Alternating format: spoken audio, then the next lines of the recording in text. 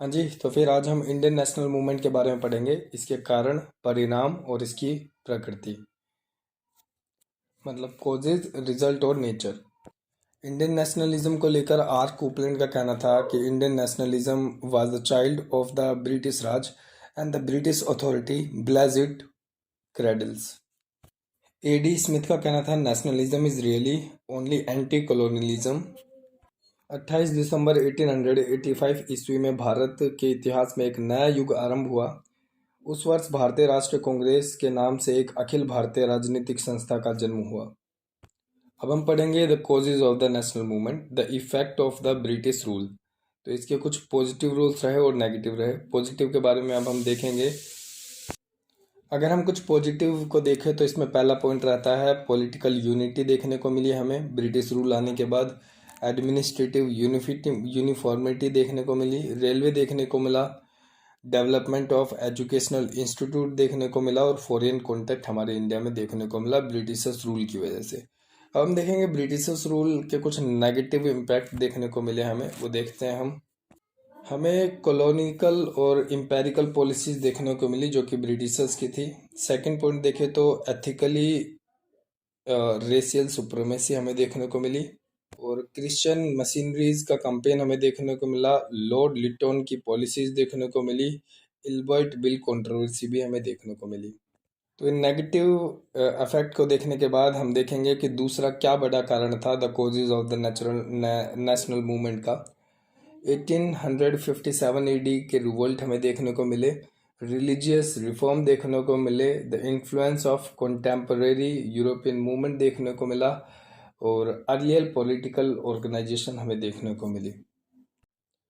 तो अगर हम इफेक्ट ऑफ ब्रिटिश रूल में पॉजिटिव इम्पैक्ट्स को देखें तो उसमें सबसे पहला था पॉलिटिकल यूनिटी। तो अब जो पॉलिटिकल यूनिटी थी वो हिमालय से लेकर कन्याकुमारी तक एक्सटेंड हो चुकी थी और इस तरफ वो बंगाल से लेकर पूरा खाइबर तक पास तक एक्सटेंडेड थी।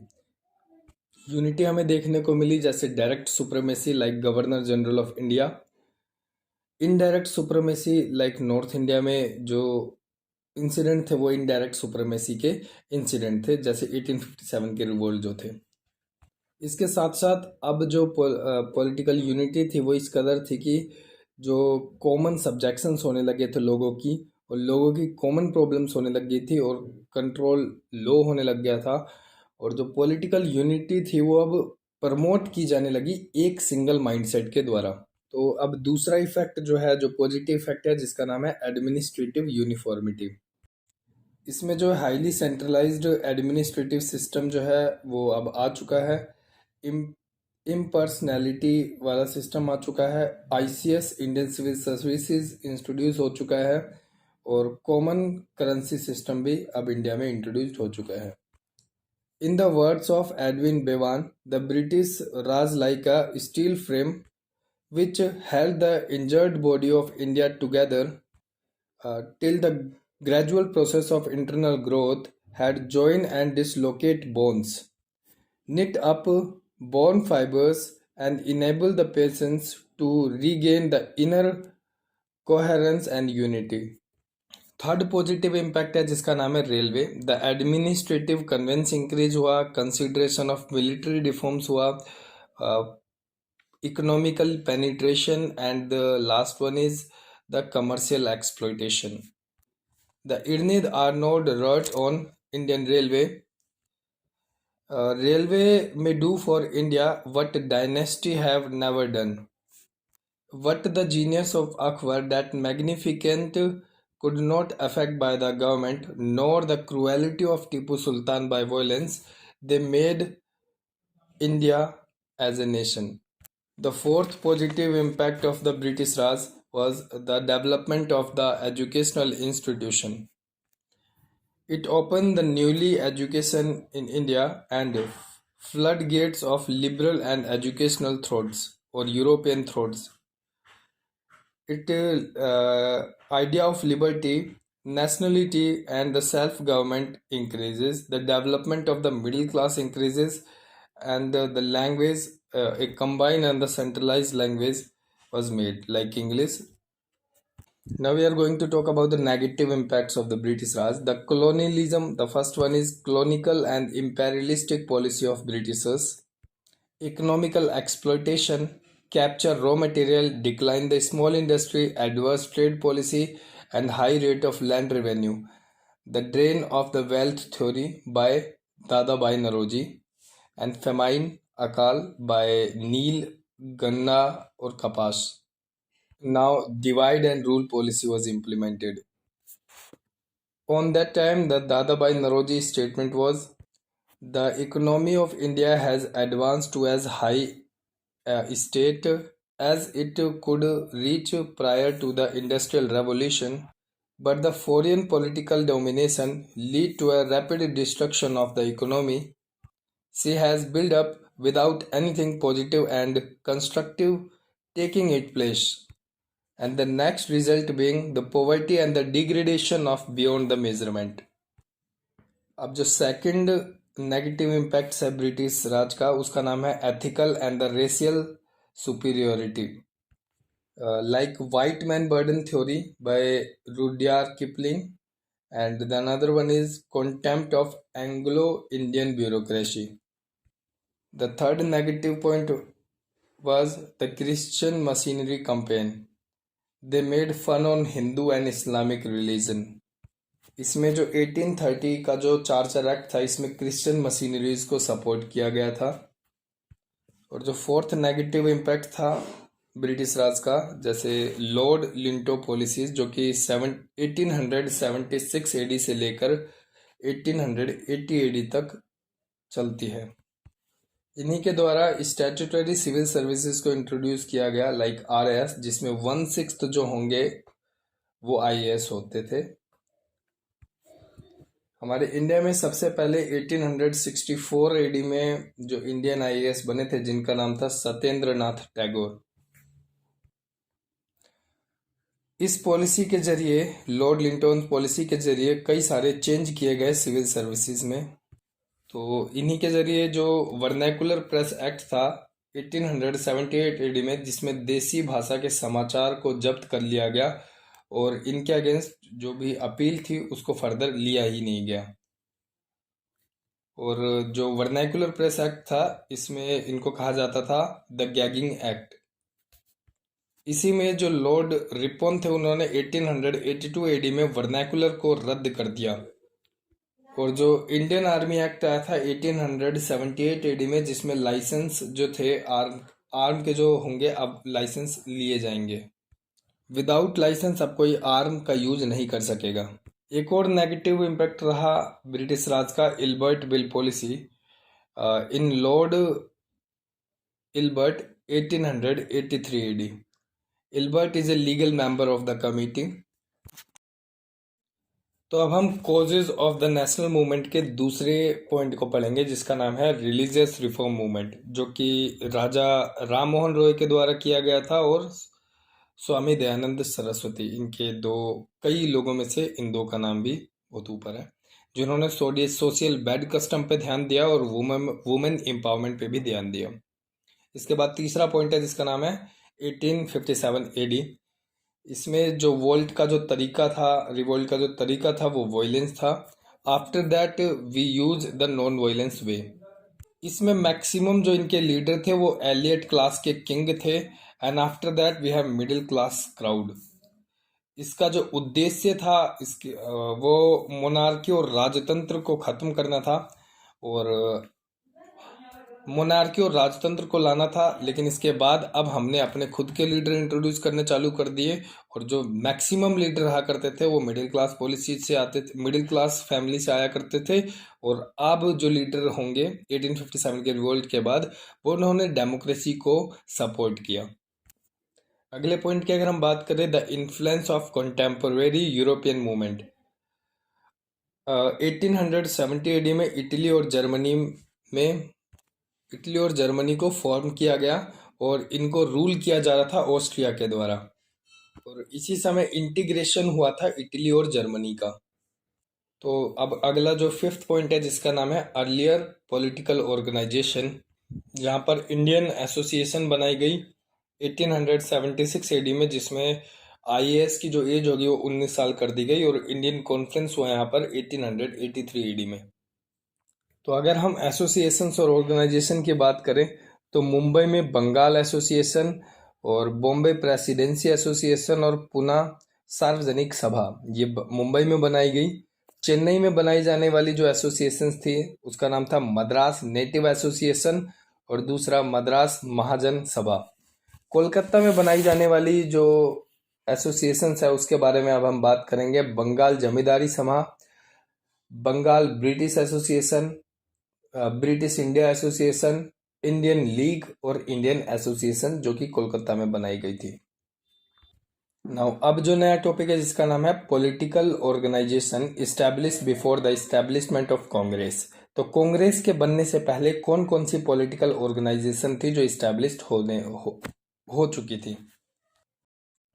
तो जो सबसे पहली ऑर्गेनाइजेशन है जिसका नाम है बंगाल लैंड होल्डर सोसाइटी जो कि 1838 एडी में बनाई गई थी। इसके फाउंडर माने जाते हैं द्वारकानाथ टैगोर जो कि रविंद्रनाथ टैगोर के दादाश्री हैं। और जो दूसरे इनके फाउंडर है जिनका नाम है राधाकांत देव जिन्होंने सती प्रथा के रोक के विरोध में काफी कदम उठाए थे। और इसको बोलते हैं it was the first public institution of modern India. और that organisation is also collaborate with the British India society established by Adam in England. इसके बाद जो दूसरी एसोसिएशन है जिसका नाम है बंगाल ब्रिटिश एसोसिएशन जो कि 1843 एडी में बनाई गई जिनके फाउंडर है Dwarkanath Tagore and it was presided over by George Thompson. इसके बाद एक दूसरी एसोसिएशन बनाई गई जिसका नाम है ब्रिटिश इंडिया एसोसिएशन जो 1851 एडी में बनाया गया।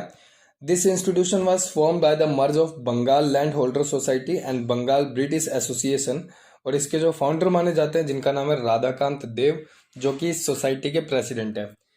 देवेंद्रनाथ टैगोर जनरल सेक्रेटरी बनाए जाते हैं इसके और राजेंद्र लाल मिश्रा और हरीश चंद्र मुखर्जी ये इनके मेंबर माने जाते हैं। इस एसोसिएशन के बाद जो फोर्थ एसोसिएशन बनाई जाती है जिसका नाम है ईस्ट इंडिया एसोसिएशन जो कि लंदन में बनाई जाती है 1866 एडी में जिसके फाउंडर माने जाते हैं दादा भाई नौरोजी। अब जो फिफ्थ ऑर्गेनाइजेशन है जिसका नाम है पूना सार्वजनिक सभा जो कि 1871 एडी में बनाई जाती है जिसके फाउंडर माने जाते हैं जस्टिस महादेव रनाडे। और ये जो रनाडे जी है वो एमजी रनाडे के जो स्टूडेंट है जिनका नाम है गोखले और गोखले के स्टूडेंट है जिनका नाम है गांधी जी। इनके बाद जो छठी एसोसिएशन और ऑर्गेनाइजेशन बनाई जाती है जिसका नाम है इंडियन लीग जो कि 1875 एडी में बनाई जाती है और जिनके फाउंडर माने जाते हैं शिशिर कुमार घोष। इसके बाद सेवंथ ऑर्गेनाइजेशन बनाई जाती है जिसका नाम है इंडियन एसोसिएशन 1876 एडी में। और ये जो ऑर्गेनाइजेशन बनाई जाती है ये कॉमन पीपल्स की मदद से बनाई जाती है जिसमें जो लोग थे वो एनुअली इनको फीस देनी होती थी 5 रुपए। और इसके जो फाउंडर थे जिनका नाम था सुरेंद्र नाथ बनर्जी। और जो 1886 एडी में सुरेंद्र नाथ बनर्जी है वो इंडियन एसोसिएशन इन्होंने जो बनाई थी वो मर्ज कर लेती है कांग्रेस के साथ। It operate the civil services movement. इन्होंने जो सिविल सर्विसेज मूवमेंट को ऑपरेट किया था इन्होंने डिमांड करी जो एज लिमिट है उसको बढ़ाया जाए और exam should be conducted in India not in British और in London. Later in 1883, Banerjee established the National Conference. It was founded as a revolt of the Ilbert Bill movement. And the Anand Mohan Bose was the president of first session in 1883, the National Conference of Surendra Nath Banerjee. That is the first non-violence political leader, whose name is Surendra Nath Banerjee. उसके बाद मद्रास में बनने वाली कुछ association के बारे में हम पढ़ेंगे। जो 8वीं एसोसिएशन है जो कि जिसका नाम है मद्रास नेटिव एसोसिएशन जो कि 1852 एडी में बनाई गई।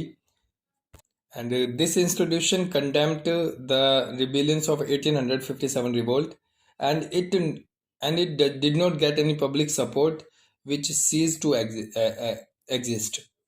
इसके बाद जो नाइन्थ ऑर्गेनाइजेशन बनाई जाती है जिसका नाम है मद्रास महाजन सभा, जो कि 1884 एडी में बनाई जाती है, और इसके जो फाउंडर माने जाते हैं एम वीर रघुवाचारी और जी सुब्रमण्यम अय्यर और आनंद चारुलू। इसके बाद हम बॉम्बे में बनने वाली एसोसिएशन के बारे में पढ़ेंगे। ये 10वीं एसोसिएशन है जिसका नाम है बॉम्बे एसोसिएशन, जो कि 1852 एडी में बनाई जाती है। 11वीं एसोसिएशन का नाम है बॉम्बे प्रेसिडेंसी एसोसिएशन, जो कि 1885 एडी में बनाई जाती है। इसके फाउंडर माने जाते हैं फिरोज शाह मेहता, के टी तेंगलान और बदरुद्दीन तैयब जी। और बदरुद्दीन तैयब जी हैं ये फर्स्ट मुस्लिम प्रेसिडेंट माने जाते हैं इंडिया के। तो अब हम देखेंगे इंडियन नेशनल कांग्रेस के बारे में। और जो शब्द है कांग्रेस वो नॉर्थ अमेरिका से आता है और कांग्रेस का मतलब होता है the group of people. At the Adyar conference of the theosophical society in September 1884 the national wide organization was talk about, hence the Indian National Union came into the existence. It was named as Indian National Congress at the behalf of Dadabhai Naoroji. The word Congress was taken from the North America. The Congress was founded by the rebirth of the British officer A.O. Hume. Earlier, the first session was held in Pune, but due to some problems, the conference was held in Bombay due to the plague. और जो A.O. Holmes थे जिन्होंने found करी थी Indian national Congress को, जो कि एक रिटायर इंडियन सिविल सर्वेंट थे। तो अब हम फर्स्ट सेशन के बारे में बात करेंगे, जो कि 28 दिसंबर 1885 एडी को होता है। गोकुल तेजपाल संस्कृत कॉलेज में होता है ये, और इनके जो चेयरपर्सन होते हैं व्योम चंद्र बनर्जी, जिन्होंने अपने आप को क्रिश्चियन में बदल लिया था। और इसमें टोटल 72 मेंबर जो होते हैं वो अटेंड करते हैं। और इसमें जो सुरेंद्र नाथ बनर्जी होते हैं वो इस सेक्शन में पार्टिसिपेट नहीं करते, क्योंकि उनका भी एक नेशनल कॉन्फ्रेंस सेशन था और इस कॉन्फ्रेंस में उन्होंने 9 रेजोल्यूशन को पास किया था। The 9 resolutions are: the Royal Commission should be constituted to examine the Indian government legislation. The second point was the Council of India should be abolished. And the third point was the expansion of provincial and central legislation and increase in the number of public representation. And the fourth point was the ICS age should be 19 to 23 year. Fifth point was the military expenditure need to deduction. Sixth point was the import tax imposed on cloth import from England. The seventh point was the Burma should be separated from the India. And the eighth point was all the proposals should be sent to the political institution of all the state so that they can demand their implementation. The ninth point was the next conference of the Congress should be called in Kolkata. इसमें जो second point था जिसमें council को abolish करने की बात की गई थी, वो काउंसिल उस समय लंदन में रहा करती थी और जो कि 15 मेंबर की काउंसिल थी, उसे एबोलिश करके इंडिया में लाया जाए, ये डिमांड की गई थी। इन 9 रेजोल्यूशन में गौर करने वाली बात यह है कि इनमें से जो भी रेजोल्यूशन पास हुए वो किसी भी फार्मर से और लेबर से रिलेटेड नहीं थे। और governor general at the interception of Congress Lord Dufferin, secretary of India of Lord Cross. तो अब हम बात करेंगे कुछ इंपॉर्टेंट सेशन के बारे में जो कि कांग्रेस के द्वारा किए गए। पहला जो सेशन बुलाया जाता है वो 1885 एडी में बुलाया जाता है बॉम्बे के अंदर। इसके जो पहले चेयरपर्सन और जो प्रेसिडेंट बनाए जाते हैं जिनका नाम होता है व्योम चंद्र बनर्जी, और ये हमारे पहले क्रिश्चियन प्रेसिडेंट बने थे। इसके बाद 1886 एडी में सेशन बुलाया जाता है कलकत्ता के अंदर, जिसके प्रेसिडेंट बनाए जाते हैं दादाभाई नौरोजी को, जो कि पहले जोरिशियन प्रेसिडेंट माने जाते हैं भारत के इंडियन नेशनल कांग्रेस के। 1887 एडी में ये कॉन्फ्रेंस मद्रास में बुलाई जाती है, जिसके प्रेसिडेंट बनाए जाते हैं बदरुद्दीन तैयब को। और ये जो क्वेश्चन पूछा गया था कि IAS 2015 के जो क्वेश्चन पेपर था उसमें फर्स्ट मुस्लिम प्रेसिडेंट के बारे में पूछा गया था 2015 में। 1888 ईडी में ये सेशन इलाहाबाद में बुलाया जाता है और जिसके प्रेसिडेंट बनाए जाते हैं जॉर्ज यूल्को। ये पहले ब्रिटिश प्रेसिडेंट बनाए जाते हैं इंडियन नेशनल कांग्रेस के। इसके बाद अगला सेशन 1889 ईडी में बुलाया जाता है बॉम्बे के अंदर, जिसके प्रेसिडेंट बनाए जाते हैं विलियम विडरबर्न। और विलियम विडरबर्न वही व्यक्ति हैं जिन्होंने A.O. ह्यूम्स के बारे में बिब्लियोग्राफी लिखी थी। इसके बाद 1819 ईडी में कलकत्ता में बुलाई जाती है इस सेशन को और जिसके प्रेसिडेंट बनाए जाते हैं फिरोज शाह मेहता को। और ये वही वाला समय है जब कादिम्बनी गांगुली जो थी वो पहली महिला थी जो ग्रेजुएट हुई थी कलकत्ता यूनिवर्सिटी से, और इन्हें इनवाइट किया गया था स्पीच देने के लिए, और इन्होंने कादिम्बिनी गांगुली ने सभा का संबोधन किया था। इसके बाद अगला सेशन बुलाया जाता है 1896 एडी में, जो कि कलकत्ता में होता है, और इनके प्रेसिडेंट रहीमतुल्ला साहनी को बनाया जाता है। ये वही वाला समय है जब पहली बार वंदे मातरम को गाया गया, और वंदे मातरम लिखा गया था बंकिम चंद्र चटर्जी के द्वारा। इसके बाद अगला सेशन बुलाया जाता है 1905 एडी को बनारस के अंदर, और जिसको हेड कर रहे थे, जिसके प्रेसिडेंट बनाए जाते हैं गोपाल कृष्ण गोखले, और इन्होंने अप्रूव किया था स्वदेशी मूवमेंट को। इसके बाद अगला सेशन बुलाया जाता है 1906 एडी में कलकत्ता के अंदर, और जिसके प्रेसिडेंट बनाए जाते हैं दादा भाई नौरोजी। और दादा भाई नौरोजी वही व्यक्ति थे जिन्होंने पहली बार पूर्ण स्वराज की डिमांड करी थी, फर्स्ट टाइम, है ना। अब नोट करने वाली बात यह है कि 1906 एडी में बाल गंगाधर तिलक को गरमपंथी जो दल था वो अध्यक्ष बनाना चाहता था, परंतु जो नरमपंथी के जो लोग थे उन्होंने दादा भाई नौरोजी को अध्यक्ष बना दिया गया, जिससे गरमपंथियों की कुछ डिमांड थी। वो ये चाहते थे कि स्वराज की मांग की जाए, तो उन्होंने स्वराज की मांग पर दबाव दिया, जिससे नरमपंथी के लोगों ने उसकी डिमांड करी। तो ऑल ओवर जो डिमांड इन्होंने करी थी कि नेशनल एजुकेशन, स्वदेशी शिक्षा और इंडिजीनियस गुड, और जो तीसरी डिमांड थी कि फॉरेन्स को बॉयकॉट किया जाए और स्वराज की डिमांड की जाए।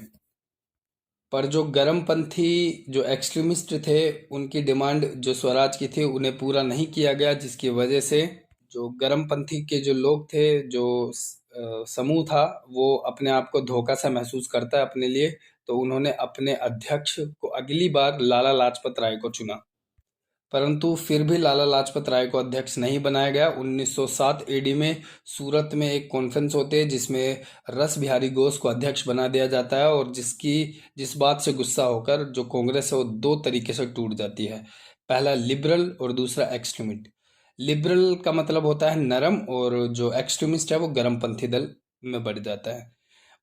तो ये बातें पूछी जा सकती है कि 1907 में कांग्रेस दो भागों में टूट गया, एक लिबरल और एक एक्सट्रीमिस्ट। लिबरल का मतलब नरम और एक्सट्रीमिस्ट मतलब गरमपंथी दल। इसके बाद अगली कॉन्फ्रेंस होती है 1911 एडी में कलकत्ता के अंदर, जिसमें पंडित बिशन नारायण धार को अध्यक्ष बनाया जाता है, और ये वही वाला समय है जब 1911 में पहली बार जन गण मन को गाया गया, हमारा राष्ट्रगान गाया गया। 1916 ईडी में लखनऊ में कॉन्फ्रेंस होती है जिनके अध्यक्ष अंबिका चरण मंजूमदार को बनाया जाता है। ये वही वाला समय है जब एग्रीमेंट होता है मॉडरेट और एक्सट्रीमिस्ट पार्टी के बीच में, और एक दूसरा एग्रीमेंट होता है कांग्रेस और मुस्लिम लीग के बीच में। इसके बाद अगली कॉन्फ्रेंस होती है 1917 ईडी में कलकत्ता के अंदर, जिसकी अध्यक्ष बनाई जाती हैं पहली महिला, जिनका नाम है एनी बिसेंट। ये पहली महिला होती हैं जो Congress INC Indian national Congress की प्रेसिडेंट बनाई जाती हैं।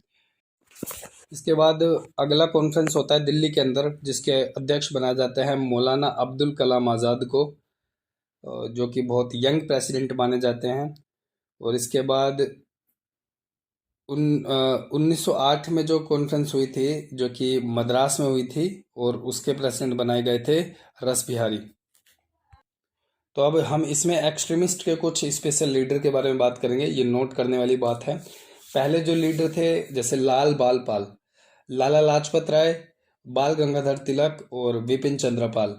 तो इस एक्सट्रीमिस्ट पार्टी के साथ इनके लीडर्स को अरेस्ट करना इन्होंने स्टार्ट कर दिया, क्योंकि ये लोग प्रॉब्लम स्टार्ट कर रहे थे। लाला लाजपत राय जो थे वो यूके चले जाते हैं, USA के अंदर, और जो बाल गंगाधर तिलक है उनको 6 साल के लिए अरेस्ट कर लिया जाता है और उनको सेंड कर दिया जाता है हेडली की तरफ।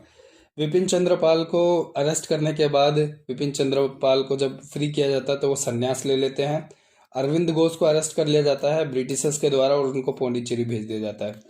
ये वही वाला समय है 1911 एडी में, जो इंग्लैंड के जो किंग है जिनका नाम है जॉर्ज पंचाल, उनका वेलकम करते हैं रविंद्रनाथ टैगोर। और 1914 एडी में जो बाल गंगाधर तिलक है उनको फ्री कर दिया जाता है ब्रिटिशर्स के द्वारा। और 1915 एडी में जो फिरोज शाह मेहता है और गोपाल कृष्ण गोखले हैं उनकी मृत्यु हो जाती है। 1916 ईडी में जो तिलक हैं बाल गंगाधर तिलक, वो कांग्रेस को फिर से ज्वाइन कर लेते हैं। इसी समय के आसपास जो सर सैयद अली खान जो है वो अलीगढ़ कॉलेज को ओपन करते हैं 1875 एडी में। उस समय ये एक यूनिवर्सिटी नहीं थी। एनी बिसेंट जो है वो बनारस में एक कॉलेज को ओपन करती है 1898 एडी में, जिसको एक यूनिवर्सिटी में बदल दिया जाता है 1916 एडी में। तो अब हम बात करेंगे जो प्रेसिडेंट वाली टेबल थी उसको अब हम कंप्लीट करेंगे।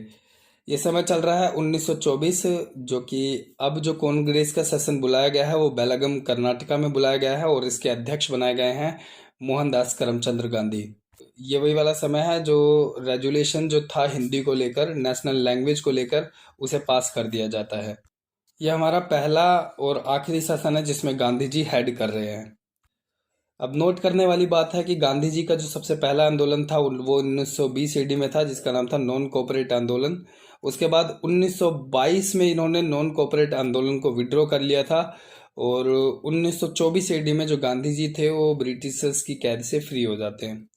इसके एक साल के बाद मतलब 1924 में ही इन्हें इंडियन नेशनल कांग्रेस का अध्यक्ष बना दिया जाता है, कॉन्फ्रेंस का अध्यक्ष बना दिया जाता है।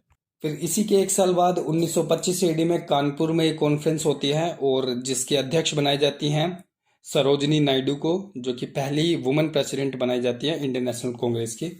इसके बाद 1926 ईडी में ये कॉन्फ्रेंस गुवाहाटी के अंदर होती है और इसी कॉन्फ्रेंस में खादी का जो कपड़े पहनने की जो प्रथा थी वो यहाँ पर मैंडेटरी कर दी जाती है कांग्रेस के मेंबर्स के लिए और इसके अध्यक्ष बनाए जाते हैं श्री निवास अय्यर जी। और khadi was the made mandatory for the Congress members. इसके अगली जो मीटिंग बुलाई जाती है वो 1928 ईडी में बुलाई जाती है कलकत्ता के अंदर, जिसके प्रेसिडेंट बनाए जाते हैं मोतीलाल नेहरू। मोतीलाल नेहरू जवाहरलाल नेहरू के पिताश्री हैं। इससे पहले मोतीलाल नेहरू जो है वो हेड कर चुके हैं अमृतसर का जो सेशन हुआ था 1919 में। अगला सेशन बुलाया जाता है लाहौर के अंदर, जो कि रावी नदी के पास था और इसको हेड कर रहे हैं जवाहरलाल नेहरू। ये पहला सेशन था जिन्होंने कंप्लीट इंडिपेंडेंस की डिमांड करी थी और इस सेशन में डिसाइड किया गया था कि 26 जनवरी 1930 को हम इंडिपेंडेंस डे की तरह सेलिब्रेट करना स्टार्ट कर देंगे। और यहीं पर ही डिक्लेयर कर दिया गया था कि सिविल डिसओबीडियंट मूवमेंट को स्टार्ट किया जाएगा और इसके लीडर थे महात्मा गांधी। फिर इसके बाद 1931 एडी में कराची में सेशन बुलाया जाता है जिसके हेड बनाए जाते हैं, जिसके प्रेसिडेंट बनाए जाते हैं सरदार वल्लभ भाई पटेल को। 1931 में होने वाले कुछ इवेंट्स के बारे में अब हम बात करेंगे। 23 मार्च 1931 में भगत सिंह, राजगुरु और सुखदेव को फांसी दी जाती है और 5 मार्च 1931 एडी में गांधी जी इरविन पैक्ट को एक्सेप्ट कर लेते हैं और जो कांग्रेस है वो इशू कर देता है पॉलिटिकल इकोनॉमिकल मैनिफेस्टो को। और यही वाला समय है जब गांधी जी जो है वो पार्टिसिपेट करते हैं सेकंड राउंड टेबल कॉन्फ्रेंस को। इसी समय पर इन्होंने पॉलिटिकल डेमोक्रेसी और फंडामेंटल राइट्स की डिमांड की थी। इन्होंने इसी समय पर इकोनॉमी की डिमांड की और सोशल इकोनॉमिस्ट की डिमांड की थी। और अगली जो इन्होंने डिमांड करी थी, public sector should have the right to all economic resource and the trade union should be given autonomy. और ये वाली जो कॉन्फ्रेंस थी इसमें जो Bhagat Singh youth council of India थी उन्होंने काले झंडे का एक शो किया था गांधी जी के अगेंस्ट। इसके बाद कांग्रेस का अगला सेशन बुलाया जाता है 1932 एडी में, जिनके अध्यक्ष बनाए जाते हैं मदन मोहन मालवीय को। और ये जो अध्यक्ष थे उस समय जब ये बनाए गए थे उस समय ये जेल के अंदर थे, तो इसलिए इस सेशन को हेड किया जाता है अमृत रणछोड़ दास घाटनी के द्वारा। अगला सेशन बुलाया जाता है 1933 एडी में कलकत्ता के अंदर, जिनको हेड किया जाता है जिसके प्रेसिडेंट बनाया जाता है मदन मोहन मालवीय को। और मदन मोहन मालवीय इस समय भी जेल में थे, इसलिए इस सेशन को हेड किया जाता है नेली सेन गुप्ता के द्वारा। तो ये 2 बार कंटिन्यू इसके प्रेसिडेंट बनाया जाता है 1932 एडी में। और प्रेसिडेंट होने के बावजूद भी इस सेक्शन को हेड किया गया था 1932 वाले सेशन को, जिसका नाम था अमृत रणछोड़ दास घटानी के द्वारा। और 1933 में इन्हें दोबारा से प्रेसिडेंट बनाएगा, लेकिन जेल में होने के कारण इस सेशन को हेड किया गया नेली सेन गुप्ता के द्वारा। मदन मोहन मालवीय जो हैं वो 4 बार आईएनसी के प्रेसिडेंट बनाए जाते हैं। 1909 में जब लाहौर में सेशन हो रहा था, 1918 में जब दिल्ली में सेशन हुआ था, और 1932 एडी में जब दिल्ली में सेशन हुआ था, और 1933 एडी में जब कलकत्ता के अंदर सेशन हुआ था। इसके बाद अगला सेशन बुलाया जाता है 1936 एडी में, और ये सेशन लखनऊ में बुलाया जाता है, जिसको हेड कर रहे थे जवाहरलाल नेहरू। ये वही वाला समय है जब अखिल भारतीय किसान सभा को फॉर्म किया गया था लखनऊ के अंदर। और इसके फाउंडर माने जाते हैं पहले जो फाउंडर है जिनका नाम है सहजानंद सरस्वती, दूसरे जो फाउंडर है जिनका नाम है एनजी रंगा। इसके बाद अगला सेशन बुलाया जाता है 1937 एडी में फैजपुर के अंदर, और इसको हेड कर रहे हैं जवाहरलाल नेहरू। और यहाँ पर प्रोग्राम बिठाया जाता है बेसिक एग्रीकल्चर लैंड प्रोग्राम को लेकर। और parallel to both the above conference there was agitation of Akhil Bharatiya Kisan सभा। अगर हम बात करें दादा भाई नौरोजी की, तो दादा भाई नौरोजी 3 बार आईएनसी के प्रेसिडेंट बनाए गए। 1886 में जब कलकत्ता के अंदर इंडियन नेशनल कांग्रेस की सेशन चला, और 1893 एडी में लाहौर के अंदर, और 1906 में फिर दोबारा से कलकत्ता के अंदर ये 2 बार प्रेसिडेंट बनाए गए, लाहौर के अंदर ये 1 बार बनाए गए। कलकत्ता के अंदर 2 बार कॉन्फ्रेंस बैठा, 1886 एडी में जब दादा भाई नौरोजी को प्रेसिडेंट बनाया गया, और 1906 एडी में जब कलकत्ता के अंदर दादा भाई नौरोजी को प्रेसिडेंट बनाया गया। उसके बाद 1893 एडी में लाहौर के अंदर इंडियन नेशनल कांग्रेस का सेशन हुआ। इसके बाद 1938 एडी में हरिपुरा में ये सेशन बुलाया गया, जिसके अध्यक्ष बनाए गए सुभाष चंद्र बोस को। ये वही वाला समय है जब कांग्रेस प्रजामंडल मूवमेंट को सपोर्ट कर रहा था प्रिंसली स्टेट के साथ। और इसी समय प्लानिंग कमीशन को बनाया गया, और इस प्लानिंग कमीशन को हेड कर रहे थे जवाहरलाल नेहरू।